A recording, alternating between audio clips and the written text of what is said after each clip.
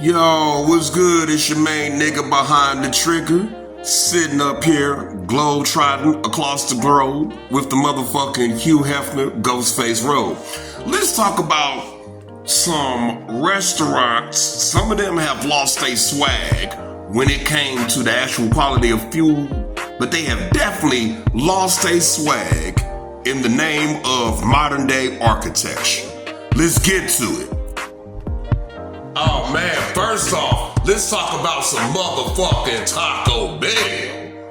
Now, you can't call it racist because it was really just representing the motherfucking culture, which is, hey, we're gonna corner the market, which was actually some fly shit back when you think about it, which is, we're going to fuck around and give you Mexican food, but it's gonna be fast food style.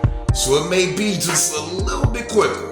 But just let that be the reason, because they do stay open 24/7. So if you want some shit, like, hey, it's 3 o'clock at night, and me and the homies, or the homegirls, have just been out partying and bullshitting, and I could really just go for some quesadillas and some gorditas and some other shit that ends with eater. Honestly, you're drunk. It's late at night. Both of these are 24/7, because that's one good thing about Taco Bell. You pass by this, and you pass by this futuristic looking bullshit. Which one do you trust your Mexican out of? Okay? Let's just be honest. To me, this is fly. I feel like some of these joints need to do with the throwback jersey, which is fucking. Even though we still got the same futuristic bullshit that we putting in this food, let's make motherfuckers feel good. Let's go ahead and open up a throwback store.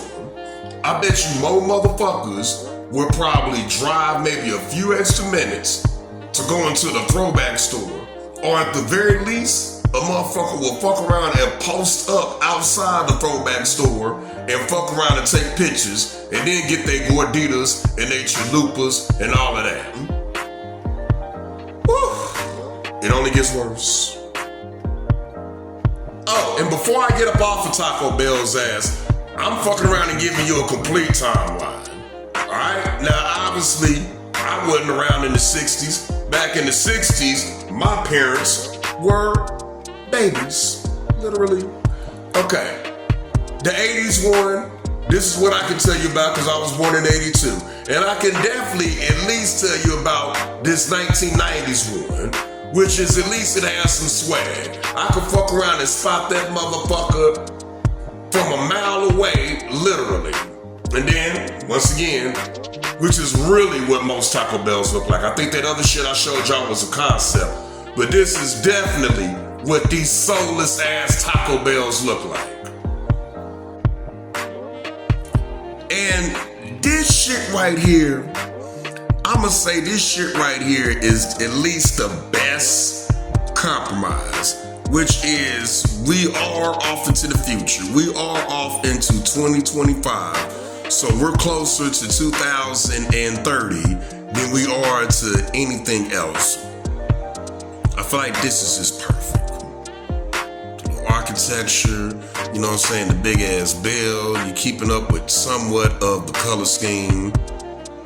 But inside, that motherfucker is soulless. This one is definitely for my Texans. This is how Whataburger started off. This the Whataburger that your grandmama and your granddaddy and them took your mama, your uncle,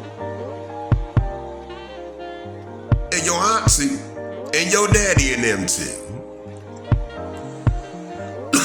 And you can tell that they probably was on that fly roller skate shit. You fuck around and get on that horn. Let me get a patty melt and some motherfucking fries and a Coke. Look like a motherfucker roller skate out to your ass and bring that shit to you. That'll be $3.50.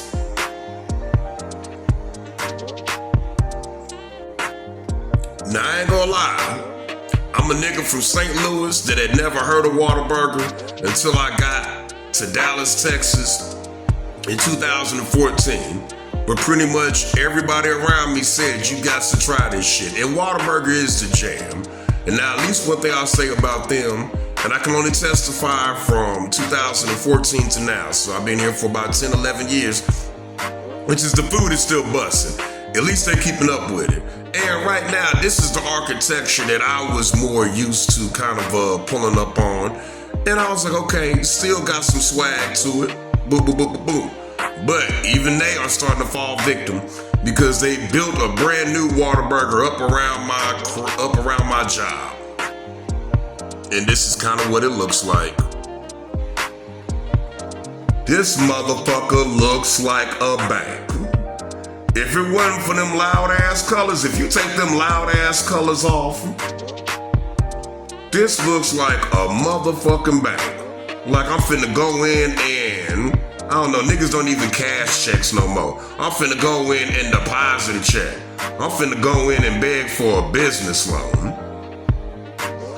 But, like I said, at least with Whataburger, I think that they are keeping up with the swag and keeping some soul about their shit. So please, if you're gonna fall off into this trap of heartless architecture, at least keep the food authentic and we're good. I fucks with they patty melt, and you got to try the motherfucking honey barbecue chicken sandwich. They got all kinds of fly shit. Oh yeah, and they are also 24 hours. So if you out here with that liquor stomach and you done got the club munchies, oh man, they got some shit for you, man. And even if you spend $11 or $12, you gonna be full as a motherfucker. You gonna get home, you gonna get that motherfucking food on that stomach, soak up that damn watered down liquor you been drinking, and your ass finna catch the itis, motherfucker. For real. Now this one I had to save the worst and the best for last. This one right here breaks my motherfucking heart. The one at the top that you see, with me being an 80s baby, what I was used to was that red roof with the motherfucking strips that kind of look like fries if you think about it low key. Once you see it, you can't unsee it. And then I remember when they fucked around and got jazzy in the 90s and created the motherfucking Mint Play Place. Now I was born in 1982, so by the time they started doing them play places, I was getting a little too old for it. A little too old for this shit. But I did experiment with it at least once or twice. But oh, my brother, who was born literally in 1990, oh shit. Man, after we go to that motherfucking McDonald's and get motherfucking food, boy, I let his ass go in there and he would go ballistic. But just look at the swag of this. The whole point of this video is all of these motherfuckers had their own swag, their own look, their own identity. It wasn't just about the fact that I'm finna spend $4 or $5 and get some fast shit and get some food in my stomach. It was the experience, the motherfucking ambiance. I might have to do a whole video on what McDonald's used to look like on the inside back in the 80s, in the 90s. And I really would be depressing you if I tell you how it looked in the 2000s, 2010s, and now. But let me get my big ass head out the way to show you how heartless this motherfucker looks now. Oh my. You could easily, once again, take off the motherfucking McDonald's and take off that little golden arch, and you can fuck around and turn that into anything. You can fuck around and turn that into a T-Mobile store. And part of it is they have lost faith in themselves. So what they've been doing is they say, hey, fuck it. We're gonna make these buildings and we don't even have to tear them down. If it ain't doing good in the hood, we'll just fuck around and just take the signs off of it, and somebody can buy that motherfucker for whatever. This is what happened to some of the classic restaurants. I might be coming back with a part 2. You never know. Holla at your boy.